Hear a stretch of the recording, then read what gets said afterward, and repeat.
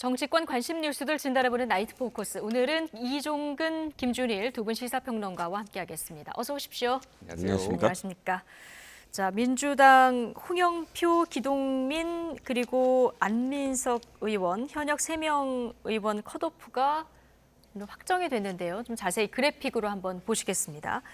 자, 먼저 친문 홍영표 의원의 지역구인 인천 부평을은 이동주, 박선훈 두 사람의 경선으로 결정이 났기 때문에 지금 홍영표 의원은 이렇게 되면 이제 탈락이 된 거고요. 기동민 의원 비명계로 분류가 되는데요. 성북을에는 영입 인사인 김남근 변호사를 전략 공천하면서 자, 기동민 의원도 탈락된 이런 상황입니다. 안민석 의원 지역구 보실까요? 자, 카이스트 미래전략대학원 교수를 전략 공천하면서 안민석 의원도 탈락. 자, 변재일 의원 지역구만 지금 미정으로 남아있는 이런 상황인데요. 자, 전략 선곡으로 좀 지정해달라 요청한 지 하루 만에 경선 대상에서 바로 이 세 사람이 제외됐는데 배경을 어떻게 보십니까? 네, 일단 각각 이유는 다 다를 것 네. 같아요. 뭐 홍영표 의원이나 기동민 의원 또 안민석 의원 그런데 한 가지 공통점은 뭐냐면 이 세 의원 다 언론 보도가 예상을 했었다는 거예요. 특히나 이제 기동민 의원 같은 경우 의원회관에서의 모임이 있었고 물론 민주당에서 지도부는 부인을 했지만 그 속에서 기동민, 이수진 의원과 관련돼서 그러니까 그 라임 사태, 라임과 관련된 뇌물수수로 어떻게 할 것이냐라는 그런 네. 수기를 했다 이런 기사가 나왔었고 또 안민석 의원 같은 경우는 이미 보도가 한번 됐었잖아요. 안민석 의원이 부인은 했지만 그러나 컷오프 되고 차지호 교수가 뭐 공천될 것이다. 홍영표 의원 같은 경우도 비명계의 수장으로서 이번에 아마 공천을 못 받을 것이다. 이런 예상이 있었으나 그럼에도 불구하고 각각 희망을 굉장히 가졌었던 것 같아요. 네. 그런데 이유는 다르겠지만 그럼에도 불구하고 친명계 입장에서 또는 당 지도부 입장에서 안민석 의원 같은 경우는 5선인데도 불구하고 지역구의 어떤 그런 지지가 확실하지 않다. 뭐 너무 피로도가 쌓여 있다. 네. 뭐 기동민 의원 같은 경우는 역시 아까 말씀드린 대로 라임 사태와 관련된 기소된 상태고 홍영표 의원 같은 경우도 실제로 뭐 선수는 높지만 그럼에도 불구하고 의정 활동이나 지역구 활동에 문제가 있다. 이런 겉으로의 어떤 명분을 삼아서 세 사람에 대해서 컷오프로 확정한 것 같습니다. 네. 자, 공천 탈락의 각각의 이유 말씀하신 대로 다 다르겠습니다만 당장 의원들 반발이 적지 않습니다. 민주당 공천을 총괄하고 있는 안규백 전략공관위원장 입장은 뭔지 직접 듣고 오시겠습니다. 홍영표 의원님은 지금 그럼 완전히 컷오프 되고 제가 양해 말씀드렸다시피 오늘은 제가 질의응답을 안 받겠습니다. 변재일 의원은 친명 개파 균형 때문에 희생되는 건 아니냐고 이제 반발했는데 여러 가지 경쟁력과 여러 가지 판단해서 한 겁니다. 무슨 친명 비명을 구분해서는 아니고 친명 비명을 구분해서 했으면 저 안민석 의원이나 변재일 의원을 했겠습니까? 그건 민주당을 프레임에 걸기 위한 하나의 작동 같고요. 그런 차원이 아닙니다.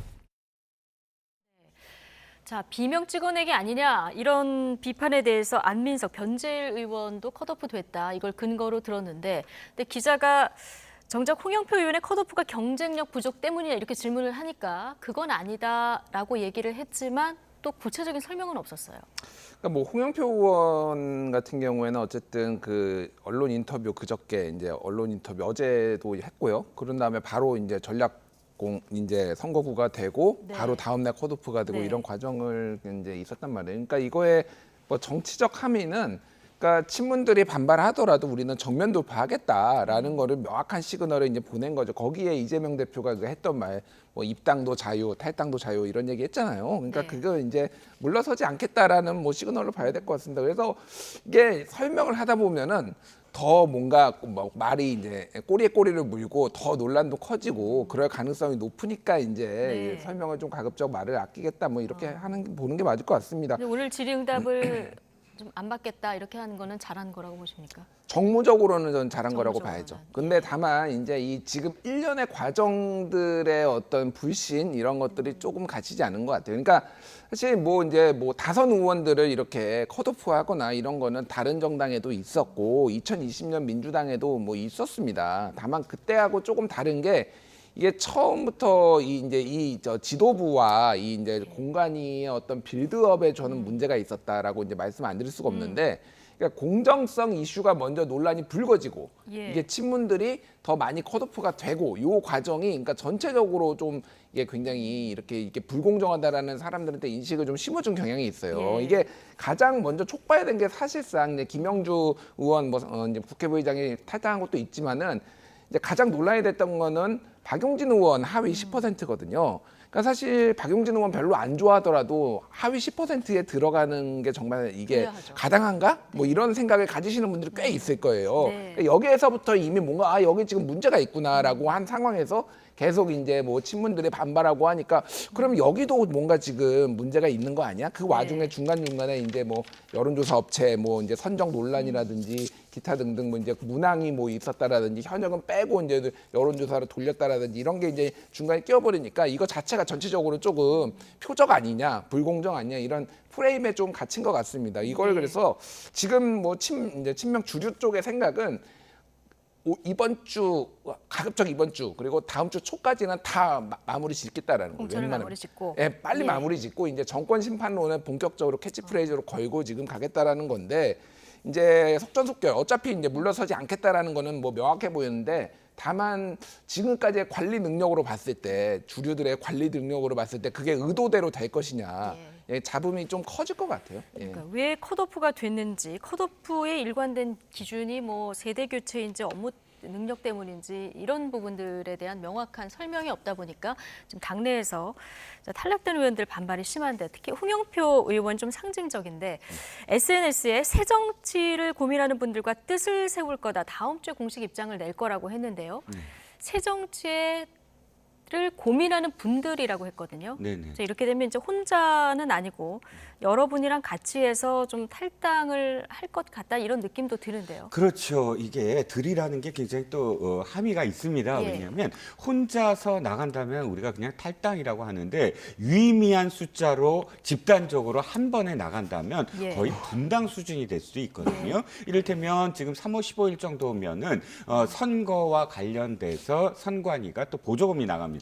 그러면 숫자에 따라서 네. 당을 결성하느냐 안 하느냐가 또 전제돼야 되겠지만, 숫자에 따라서 보조금이 또 나갈 수가 있거든요. 그렇다면 분들과 함께 하겠다는 건 그만큼 세력을 규합하겠다, 그리고 유의미하게 숫자를 규합해서 나가겠다라는 그런 의미로 받아들여지고요.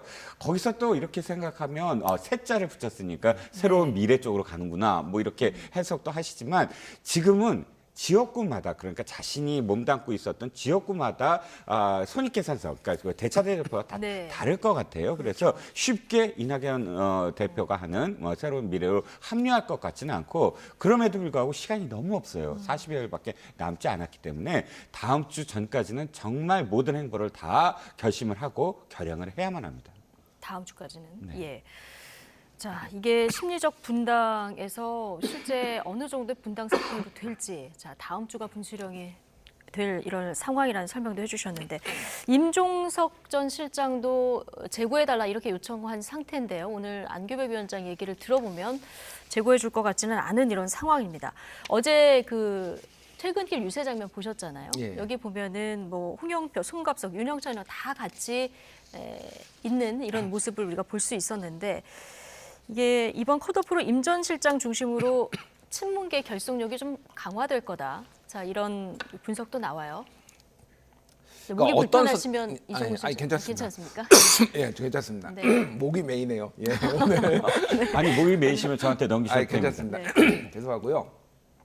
그러니까 지금 이제 친문계의 고민이 뭐냐면은, 상징적으로 이제 이 사람이다라고 해서 이제 좀 구심점이 좀 애매한 상황이에요. 네. 그러니까 이를테면 노무현 정부가 끝나고 이제 소위 말해서 친노들이 이제 구심점을 사실상 옹립이라고 저는 생각을 했는데, 이제 정치 안 하려고 했었거든요. 문재인 전 대통령 비서실장이 안 하려고 하는 상황이었는데, 이제 어떻게 해서든 이제 모셔서, 이를테면 상징성이 있으니까 이제 나이는 좀 이제 차이가 나지만 노무현 대통령의 친구였고 네. 그리고 민정수석 그리고 대통령 비서실장까지 했던 이런 분을 조금 이제 사실상 가운데 중심에 두고 이제 뭉쳐가지고 결국은 이제 친노 패족 소리까지 얘기 듣다가 이제 부활을 한 이런 경험이 있거든요. 그러니까 지금 친문도 굉장히 애매한 상황입니다. 문재인 대통령이 이제 대통령 끝나고 사실 정계를 은퇴한 상황이라고 본다라면은 누구로 할 것이냐라고 봤을 때는 대통령 비서실장의 어떤 무게감 뭐 이런 것들이고 예. 상대적으로 좀 이렇게 뭐라고 해야 하나요? 좀 이미지가 이제 뭐 이게 젊은 이미지 상대적입니다. 물론 운동권 출신이긴 하지만은 뭐 여러 가지 이런 것들을 좀 고민을 했을 것 같습니다. 그래서 지금 특히 이제 좀 억울한 부분들이 있고 그런 것들을 좀 강조하기 위해서 저렇게 다 모였다라고 이제 보면 될 것 같은데 다만 임종석 실장이 이제 어떤 선택을 할지는 조금 아직 미지수인 것 같아요. 저는 당에 남을 가능성이 상당히 아직도 높다. 탈당하지 않을 것 같다라고. 임종석 전 실장의 예, 경우는 예. 당에 남을 가능성이 크다. 그러니까 왜 저는 그렇게 봤냐면은 예. 홍익표 원내대표도 오늘 언론 인터뷰에서 그런 얘기를 했는데 지난번에 이제 윤영찬 의원이 탈당하려고 할 때 언론 보도에 따르면은 임종석 실장이 전화 걸어서 만류를 하면서 8월에 전당대회 얘기를 했다라는 거예요. 전당대회 때 우리가 한번 같이 해보자 네. 이런 얘기를 했다라는 거고 사실 지금 나갔을 때 정말로 정치적 전망이 있는 것이냐라고 했을 때 굉장히 불투명하거든요, 사실. 그러니까 네. 당 나가면은 찬바람 불고 뭐 소위 말해서 개고생하고 이게 너무 이제 눈에 보이는 거죠. 사실 복귀하는 게 오히려 불투명하다라면은 당에 남아서 이제 노선 투쟁을 할 가능성도 이제 상당히 큰 것 같아요. 물론 이제 알겠습니다. 봐야 예. 되는데 만약에 결단을 내려서 저는 탈당하겠습니다라고 했을 경우에는 순식간에 성공 여부와 상관없이 지금 당장 완전 구심점이 될 가능성이 상당히 높죠. 예. 그렇군요. 말씀하신 대로 홍익표 더불어민주당 원내대표 임종석 전 실장이 이제 탈당에 대해서는 안 하겠다 이렇게 얘기했다고 오늘 인터뷰에서 얘기를 했는데요. 그러면서 공천 과정 자체가 그렇게 썩 매끄럽지는 않았다 이렇게 얘기를 했습니다. 자, 이 발언 저희가 준비했는데요. 듣고 오시겠습니다. 그런데 임 실장이 탈당은 하지 않을 것으로 전 알고 있습니다. 아, 들으셨어요? 예. 그래서 그 평생을 민주당에서 같이 했던 사람이기 때문에 저도 의사를 물어봤고 예. 그랬더니 본인도 탈당하지는 않겠다. 예. 다만 이 과정과 프로세스는 밟겠다 이런 말씀을 하시더라고요.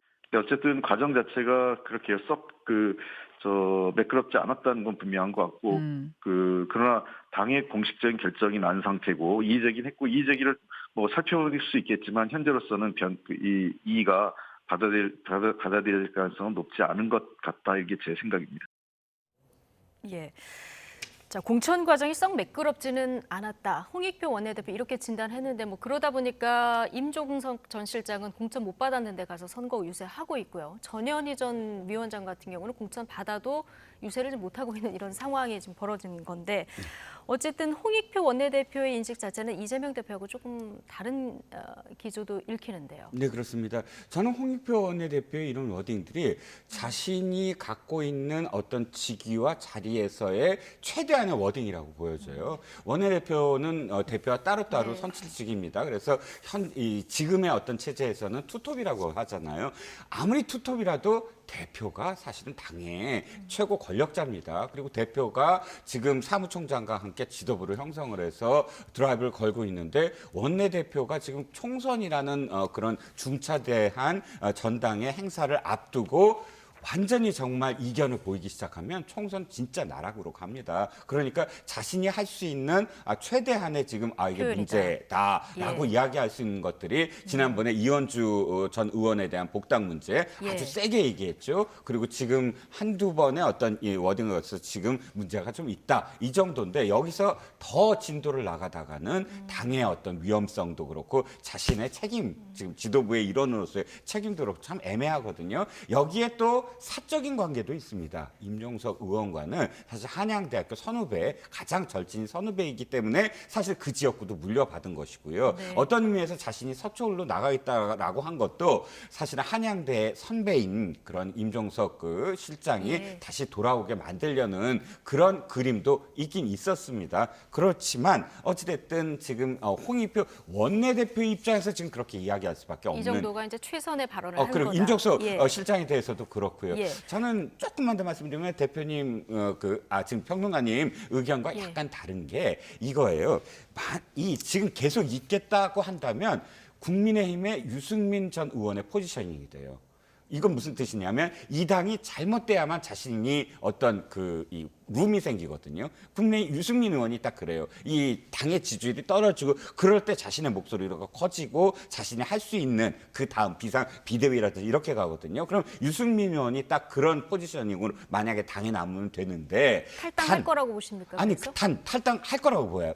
예. 탈당이 사실은 지금 가장 좋은 그런 길이다라고 말씀을 드리는 게 친박연대 같은 거를 한번 생각해 보시면 네. 아무리 그때 당시에 공천에 학살을 받았더라도 나가서 끈 배지를 받아야만 당권을 어떻게 도전을 하는데 이 안에서 아무런 배지도 못 달고 그다음에 거의 다 지금 살아 돌아오는 것은 친명들이 다 살아 돌아오고 네. 그리고 당협 이런 것들도 어쨌든 공천 받은 사람 떨어진 사람도 어쨌든 공천 받은 사람 다 친명인데 네. 당권을 도전했을 때 사실상 자신의 세가 어떻게 형성이 되겠습니까? 그러니까 물론 그 말씀은 제가 가능하다고 생각은 하지만 유리한 건 나가서라도 금배지를 달고 어떻게든 상환한다거나 하는 것이 사실 앞을 도모하는데 더 유리하지 않을까라는 생각이 듭니다. 친박연대 언급을 해주셨는데 그때 선거 직전에 급조가 됐는데 박근혜 비대위원장이었었죠.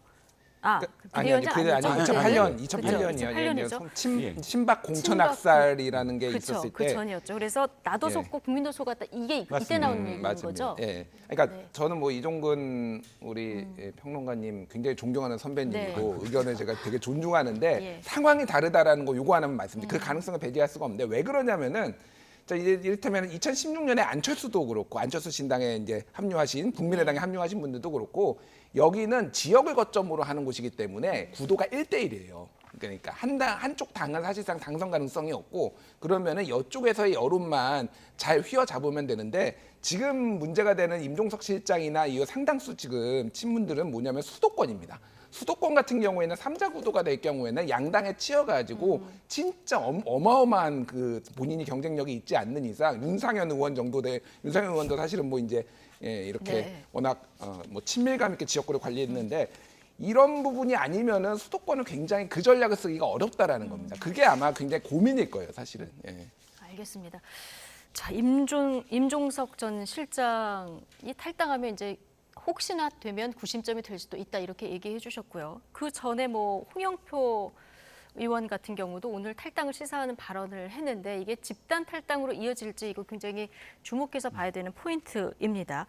이낙연 새로운 미래 공동대표 지금 밖에서 새 규합을 누리고 있는 이 상황인데요. 자, 얼마나 흡수할 수 있을까? 이 부분도 좀 지켜봐야 되겠죠. 그건 이낙연 대표와 지금 당에 달려 있어요. 그러니까 그 당에 들어가려면 사실상 지금의 현재 상태에서 더 확산돼야 됩니다. 그러니까 지지세도 확산이 네. 되고 무엇인가 플러스 알파. 그러니까 현재 갖고 있는 호남에서 베이스를 삼고 진짜 민주당 적통 싸움을 하겠다. 이 정도 갖고 돌아올 수 있을까? 현재 어떤 지지율이 그렇다면 앞으로 더 확대될 수 있을까? 이것이 지금 의원들이 주저하는 바거든요. 그랬을 때 이낙연 대표가 지금 이야기하는 대로 무조건 다 받아들이겠다. 자기가 이 선으로 갈 수 있다. 당명도 바꿀 수 있다. 그게 메리트는 저는 아닌 것 같아요. 뭔가 의원들이 직접적으로 뛰어들 수 있는 계기가 정말 결기도 필요하고 이낙연 대표가 여러 가지 자신이 보여줄 수 있는 그 모든 네. 것들을 다 보여줘야 되거든요. 결기 얘기하셨는데 네네.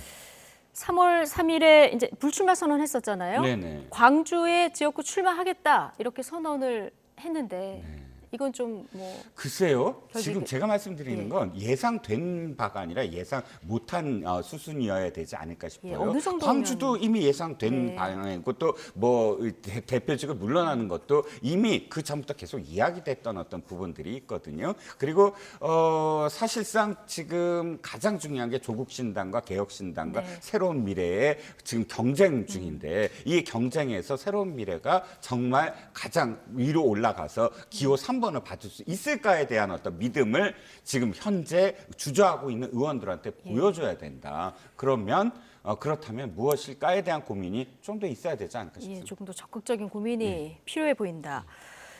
광주에서 출마를 하면 이낙연 공동대표가 파괴력이 어느 정도 있을 거라고 보십니까? 지금 수치상으로나 여러 네. 뭐 어떤 여론조사상으로 보면 아직은 파괴력이 없습니다. 근데 이제 광주 출마 같은 경우는 과거에 이준석 대표랑 같이 있을 때 아직 갈라서기 전에 개혁신당에 있을 때도 굉장히 얘기가 많이 나왔고 사실 긍정적으로 검토를 했어요. 그리고 이낙연 대표께서 굉장히 너무 호남이 이렇게 반응이 조금 뜨뜻미지근해가지고 상당히 고민된다 이런 말씀도 좀 하셨거든요. 그러니까 그거를 이제 두 가지인 것 같습니다. 하나는 어쨌든 정면으로 본인이 돌파를 하면서 여기에서 좀 붐업을 일으키고 그래서 다른 사람하고 벨트도 좀 만들겠다 호남 쪽으로 지금 절호의 찬스라는 거고 어쨌든 본인은 출마 안 하는 게 본인의 어떤 모든 걸 비운 거를 이렇게 마음이 없다 내가 사심이 없다라는 거를 보여주는 거라고 처음에 생각을 했는데 지금의 주변 여론은 그게 아니라는 거 본인이 나가가지고 오히려 정면 돌파라는 여론이 있으면은 나는 우리 그러니까 새로운 탈당파들을 포함해서 이분들을 위해서 영입하기 위해서는 무엇이든 할 수 있다라는 거를 조금 보여주려는 것 같습니다. 그래서 아까 말씀하셨지만은 당대표직도 내려놓고 추가적으로 뭔가를 해가지고 이게 온전히 이낙연의 당으로 이게 비춰지지 않기를 원하는 네. 거예요. 사실은 뭐가 됐든 이 새로운 미래가 성공을 해야지 이낙연 대표도 다음 정치적 미래가 있는 거기 때문에 무슨 자리나 이런 거에 전혀 연연하시지 않는다고 제가 얘기를 들었거든요. 그러니까 어쨌든 뭐 추가적으로 요구하는 게 있으면 거의 웬만한 거는 다 받아들이지 않을까 그렇게 보여집니다. 이 연휴 지나면서 민주당에서 탈당하려는 의원들 마음을 잡을 만한 뭔가의 대책이 나와야 된다. 자, 아까 조국 신당, 개혁 신당, 새로운 미래 경쟁구도 얘기하셨는데 조국 전 장관의 신당 공식 명칭이 정해졌습니다. 네. 조국 혁신당. 그리고 당 상징색은 지금 보신 것처럼 트루블루. 뭐 디자인은 지금 민주당, 더불어민주당 바꾼 것하고 비슷한데 색깔은 좀 문재인 전 대통령 때 그때 당 대표 때의 그 이니블루하고 좀 비슷하다 이런 평가도 나오는데 자 어쨌든 조국 혁신단 당명에 이제 이름을 넣는데 이건 좀 중의적인 의미가 있는 거죠. 예, 아니 저는 일단은 잘 지었다고 네. 일단 뭐 그냥 뭐 가치 판단을 빼고요 잘 지었다고 잘 생각을 지었다. 합니다. 예. 왜냐하면은 제가 뭐 여러 번 얘기를 했는데 그 정치인의 이름이 있으면은 좀 어쨌든 초반에는 지지율이 잘 나와요. 그래서 예전에 뭐 선명하니까 그 예. 정치인에 대한 기대가 있잖아요. 뭐 이준석 신당 하면은 네. 오히려 잘 나오다가 실제 창당하면은 떨어지듯이 옛날에 안철수 신당도 그랬거든요. 예. 국민의당 하니까 훅 떨어졌다가 점점 올라갔던 케이스가 있으니까 차라리 조국 혁신당 이렇게 하는 게 좋을 것 같고 중의적인데 말씀하셨다시피 혁자를 지우면은 조국 신당입니다. 예, 그러니까 이게 이름 자체가 입에 착 붙는다라고 보시면 될 것 같고 저 혁신이란 것도 그래요. 이재명 대표도 사실은 최근에 혁신이라는 얘기를 했잖아요. 그러니까 사실은 민주당의 주류 본류하고 우리가 크게 다르지 않다라는 거는 디자인도 그렇고 색깔도 그렇고 저 이름도 그렇고 그래서 최대한 이제 민주당에서 좀 이렇게 같이 그 표를 가져오려는 비례표를 가져오려는 그런 전략으로 보면 될 것 같고 머리를 잘 썼다. 뭐 조국 미래당 뭐 별별 조국 민주당 뭐 이런 것도 있었는데 조국 혁신당이 제일 낫네요 보니까. 어쨌든 이 지지율을 높이는 데는 지금 지은 당명이랑 디자인이 괜찮다. 전략적으로 괜찮게 잘 지었다. 이렇게 평가를 해주셨는데요. 자, 저희가 준비한 녹취 말고 그래픽 먼저 저희가 좀 보시겠습니다. 조국 신당에 대한 지금 야권의 지지 흐름이 좀 심상치 않은데요. 자, 비례 정당에 어느 정당을 투표하겠느냐 이런 질문에 대한 답변입니다. 보면은 자, 국민의힘이 추진하는 비례정당. 자, 2월 20일 날 물어봤을 때는 30%에서 29일 날 물어봤을 때 32. 발표된 수치를 보면 32. 근데 민주당은 28에서 23으로 지금 떨어진 상황이거든요. 조국 신당이 처음으로 들어왔는데 9%입니다. 그리고 개혁신당 3, 녹색정의당 1, 새로운 미래 1 이렇게 나타나고 있거든요. 네, 그렇습니다. 지금 9일 만에 그렇게 벌어진 거 아닙니까? 2월 20일에서 2월 29일 사이입니다. 9일 동안 무슨 일이 있었을까요? 9일 동안 거의 매일같이 민주당에 파동이 일어났습니다. 뭐 불복 아니면 뭐 번복 아니면 뭐 그다음에 뭐 저 탈당 이런 기사들이 매일처럼 급작스럽게 계속된 상황이에요. 그렇다면 지금 민주당을 지지하는 층에서 이재명 대표가 잘못하고 있다라고 느끼는 층에서 지금 마음 둘 곳, 그러니까 내가 네.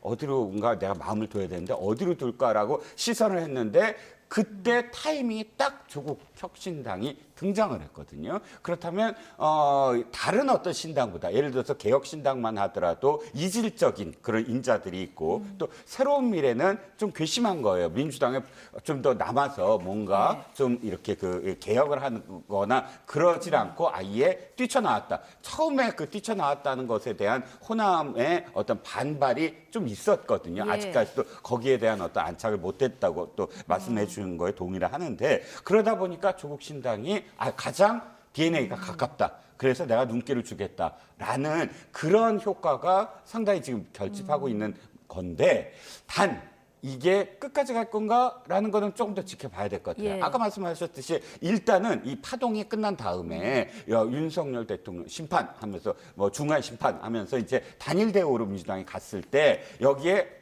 사표 방지 심리라든지 분할 투표보다는 이번에는 완전히 결집해야 된다. 이런 마음이 다시 작용하면 돌아올 가능성도 있거든요. 그러니까 앞으로 민주당이 어떻게 할 건가와 조국 신당이 여기서 머물지 네. 않고 또 다른 어떤 퍼포먼스를 하면서 이슈를 주도했을 때는 이것이 안착되지만 현재는 일단 마음 둘 곳 없는 사람들의 안식처. 안식처. 이렇게 지금 여겨집니다. 알겠습니다. 조국 신당이 처음 들어와서 9%를 기록한 것도 눈에 띄지만 자, 민주당이 많이 떨어졌어요. 이게 이제 조국 신당으로 간 부분이 있는데요. 이게 지금 질문이 비례 대표 어느 정당에 투표할까 이거 아니겠습니까? 예. 그런데 민주당이 지금 비례 정당 관련해서 그 통진당 후신이 진보당하고 연대를 하겠다고 하지 않았습니까? 이 부분도 좀 영향이 있었을까요?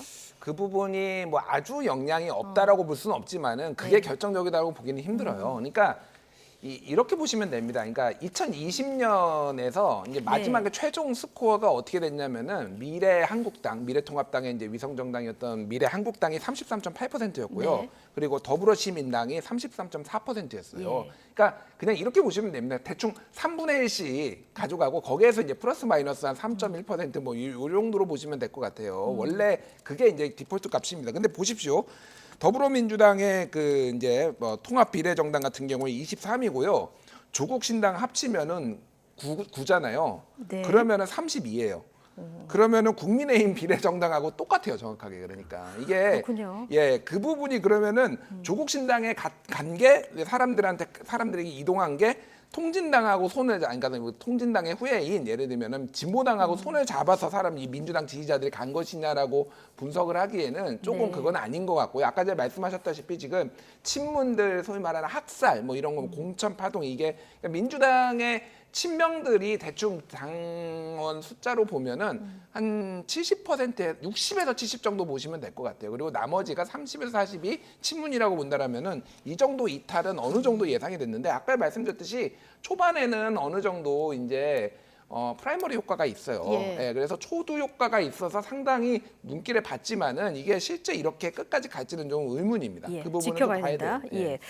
4년 전에 그 21대 총선 결과 민주당이 180석을 얻을 거다. 이걸 정확하게 예측했던 엄경영 시대정신연구소장이 민주당 공천 파동의 최대 수혜자로 이 조국 신당을 지목했습니다. 어떤 맥락인지 듣고 오시죠.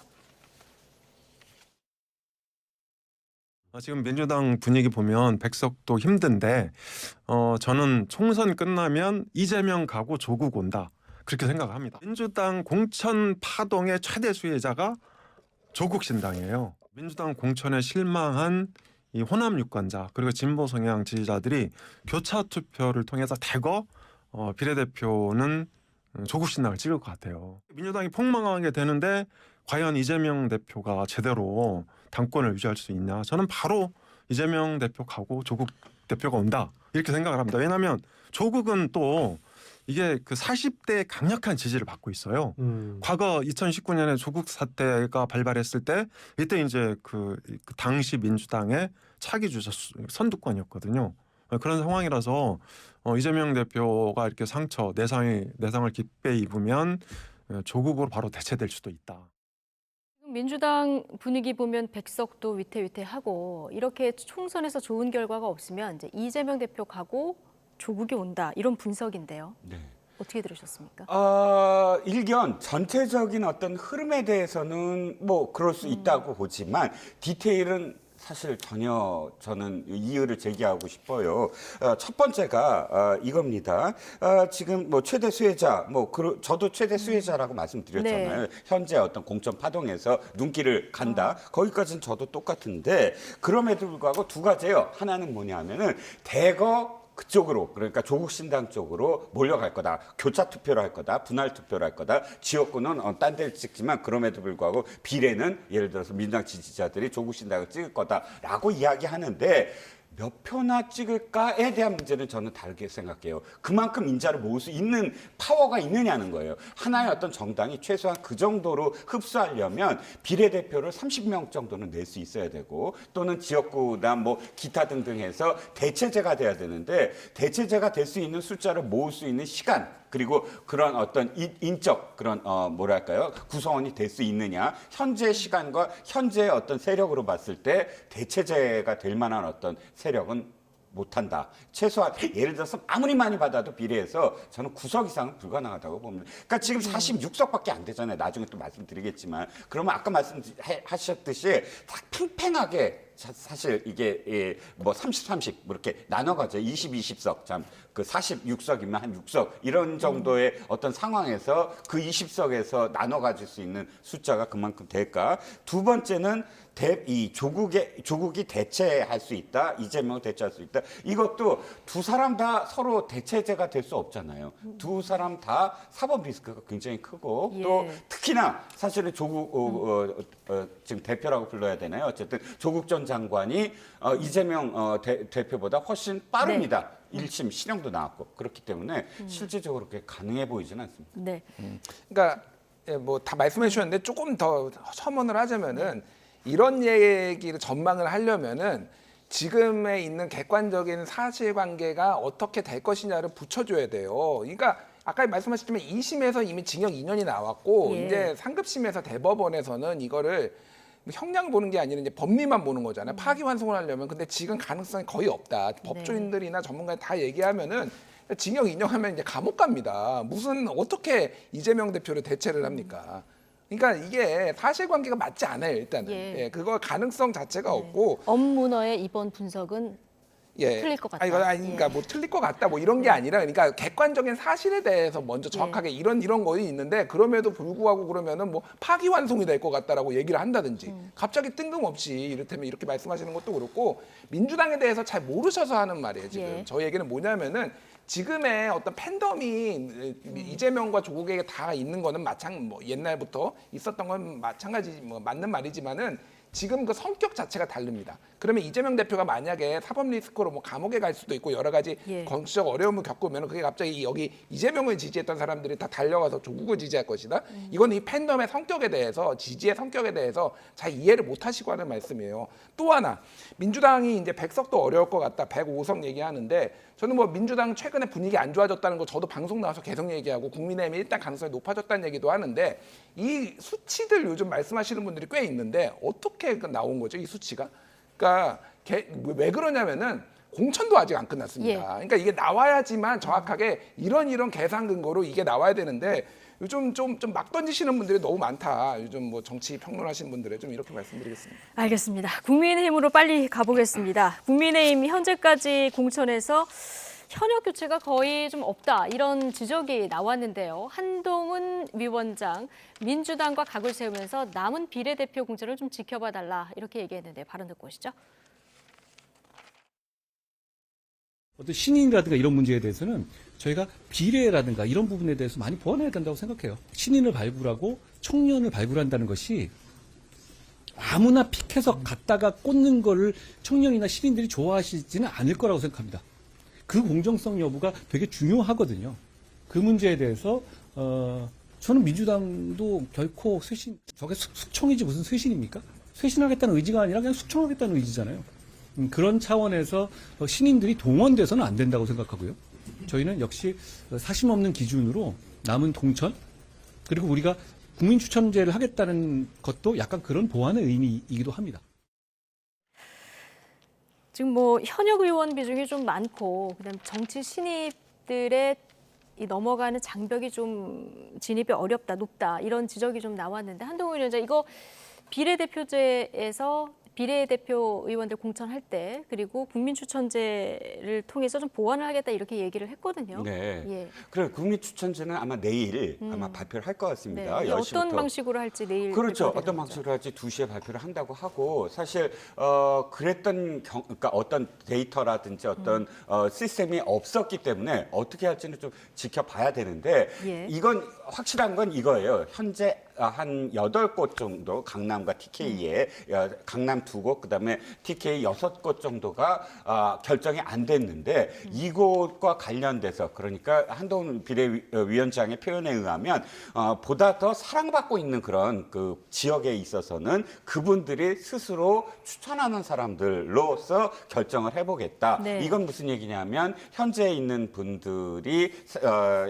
를 교체하겠다라는 말에 다름 아니고 또 그럼에도 불구하고 그냥 밀어서 어떤 전략 공천을 하기보다는 이런 이 추천제 플랫폼으로 어떤 추천을 받음으로써 네. 이슈도 높아지고 지금까지 어떤 비판을 좀 더 희석시키겠다 이런 의도인 것 같아요. 네. 하지만 처음부터 그런 방식으로 시작한 것도 아니고 갑작스럽게 지금 중간에 네. 이야기했거든요. 이런 점들이 사실 또 지금 해당되는 지역에서 반발이 또 있을 수 있거든요. 그럼 지금 좀 전에 민주당 비판했듯이 원칙이 처음부터 있어서 공정하고 투명한 과정을 우리가 받아들이는 게 아니라 거기에 대한 어떤 해명 하나도 없이 갑작스럽게 지금 국민추천제로 자신들을 컷오프 시키려 하는 게 예. 아니냐 이런 비판은 아마도 벗어나지 못하지 않을까 싶은 생각도 듭니다. 예, 옆에서 김준일 평론가께서 고개를 끄덕거리셨기 때문에 비슷한 평론을 해주실 것 같아서 다음 질문을 좀 드리도록 하겠습니다.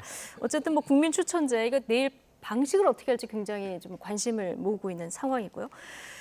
자, 이재명 대표 그리고 한동훈 위원장 자, 방송사들에서 1대1 토론 제안이 많이 들어온다고 하는데 일단 한동훈 위원장은 하겠다 이렇게 좀 받은 상태인데 이거 성사될 수 있을까요? 성사될 가능성 49, 안 될 가능성 51이라고 봅니다. 저는 예. 이재명 대표가 안 받을 것 같아요.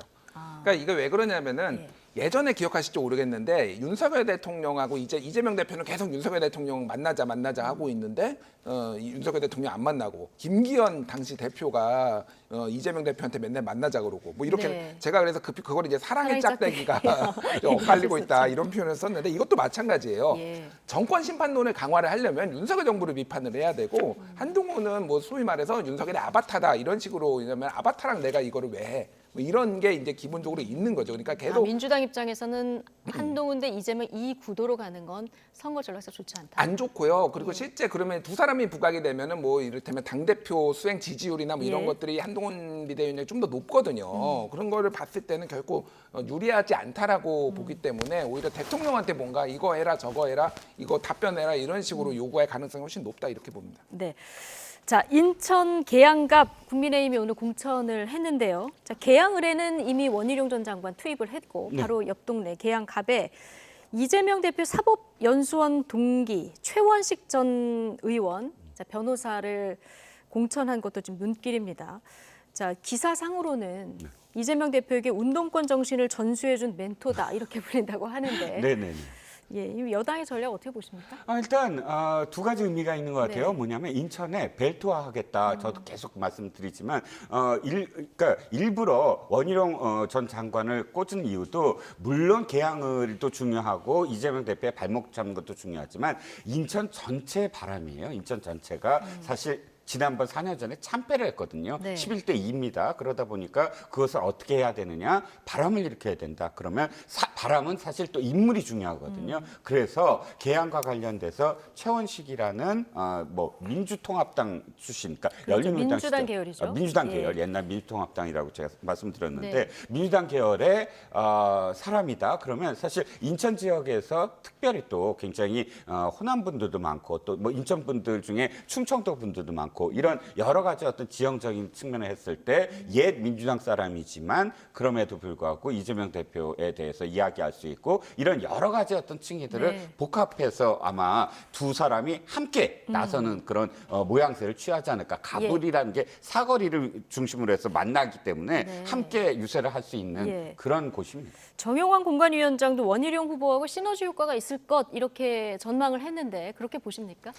그러니까 뭐 이게 국민의힘이 원하는 프레임을 강화하는 효과는 있을 것 같아요. 그러니까 네. 국민의힘에서는 어쨌든 이재명 대표를 압박하고 또 하나는 이제 뭐 운동권 청산론. 뭐 이재명 대표가 운동권인지 아닌지는 조금 이제 논란의 여지는 있어. 사실은 이제 뭐 노동운동을 하고 뭐 이렇게 해서 변호사 시험을 했던 거지. 뭐 어쨌든 포위 전략인데 네. 뭐 모르겠습니다. 저는 이재명 대표가 이거에 딱히 영향을 받을 것 같지는 않아요. 기본적으로 이재명 대표의 개인 경쟁력이라든지 뭐 이런 거를 봤을 때 네. 전체적으로 이를테면은 뭐 선거가 뭐 이게 안 좋아지고 뭐 이런 거에 좀 영향을 받을지언정 요 누가 한 명이 더 와가지고 이게 이제 이재명은 그러니까 그 지역의 입장 계양갑 입장에서 보면은 주민들 입장에서 보면은 이분이 와가지고 이재명 대표를 옆 지역구인 이재명 대표를 저격을 한다라고 하면은 어떻게 받아들일지 이거는 예. 민주당도 마찬가지인데 우리 지역구에 갑자기 여전사를 꽂겠다고 하면은 아니 이분이 우리 지역 발전해야 되는데 왜 여전사를 꽂고 있지? 뭐 이런 느낌을 받을 거거든요. 이거 마찬가지예요. 이건 네. 사실은 딱히 도움이 될 것 같지는 않지만은 전체 판세에 조금 더 그런 프레임을 국민의힘의 프레임을 강화하는 데는 좀 도움이 될 수도 있겠다. 알겠습니다. 자, 본회의 표결도 오늘 중요한 두 가지 일이 있어서 잠깐 짧게 짚어보겠습니다. 자, 윤석열 대통령이 거부권을 행사했던 이른바 쌍특검법, 김건희 여사 특검법, 대장동 특검법 오늘 이제 재표결에서 부결이 됐기 때문에 이제 자동 폐기 수순을 밟게 되는 거죠? 네, 그렇습니다. 똑같이 제의는 못하고 아마도 뭐 다시 보완을 한다든지 해서 다른 어떤 형태로 다시 뭐 그 발의를 할 수는 있겠습니다만 네. 일단 일단락 되는 것이죠. 재의결이 실패를 했으니까. 예. 그리고 수치를 보면 뭐 반란 뭐 일부에서는 뭐 이렇게 어디가 반란이다 하지만 수치상으로는 반란표가 거의 없어 보입니다. 예. 왜냐하면 1차 12월 28일 때 보면은 네네. 김건희 여사 특검법 같은 경우는 재석이 180에 180 찬성이었거든요. 네네. 171로 지금 좀 떨어졌고요. 반대가 109인데 국민의힘이 110명 정도 되니까 지금 거의 이탈표는 없다고 봐야 되겠죠. 113명 중에 오늘 113 4명이 중에? 오늘 네. 저기 참석을 못했어요. 네. 그러다 보니까 딱 109명이에요. 네. 그런데 딱 109명이 똘똘 뭉쳐서 하지 않았다고 만약에 가정을 하더라도 예. 거의 양쪽이 지금 뭐 그 크게 뭐 이탈하거나 하지 않았다라고 네. 볼 수가 있겠죠. 알겠습니다. 오늘 이제 표결이 된 이 상황을 보셨고요. 이 법안은 그래서 최종 폐기가 되는 이런 상황이 됐고요. 김준일 평론가께는 이거 여쭤보겠습니다. 선거구 오늘 드디어 획정안이 처리가 됐는데 지역구를 유지를 전북 쪽에서 하는 대신에 지금 비례대표 한석이 줄어든 이런 상황이 된 거죠? 네. 네. 그러니까 저는 제가 일관되게 얘기하는 거는 선거구는 선거관리위원회에서 좀 획정해라. 거기에서 제한만 하지 말고 이게 지금 며칠 남았는데 선거 이제 40일 남았는데 이제 획정하는 게 이게 네. 말이 되느냐. 그리고 막 유불리에 따라서 이런 식으로 하는 거는 저는 말이 안 된다고 보고 그냥 선관위한테 맡겼으면 좋겠어요. 그거를 좀 정치개혁 과제로 본인이 내세우는 정당이 아마 득표율도 올라가지 않을까, 정당 득표율도 올라가지 네. 않을까 그렇게 생각을 합니다. 예. 총선 41일 남기고 지금 확정이 된 거예요. 역대급입니다, 진짜로. 역대급. 이번은 특히 예. 역대급이에요, 그러니까. 그러니까요. 비례대표 한석은 또 줄어서 지금 군소정당들 안 그래도 적은데 좀 불만의 목소리도 나오는 이런 상황입니다. 자, 오늘 나이트 포커스는 여기까지입니다. 이종훈, 김준일 두 분 시사평론가와 함께했습니다. 고맙습니다.